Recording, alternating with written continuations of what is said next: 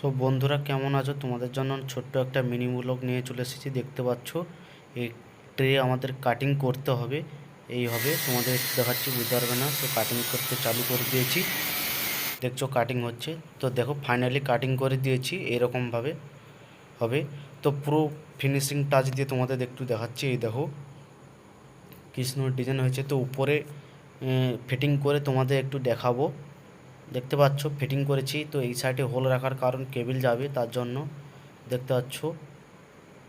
তো তোমার রাত্রে ভিউটা দেখতে পাচ্ছ তোমরা বিল্ডিংয়ের।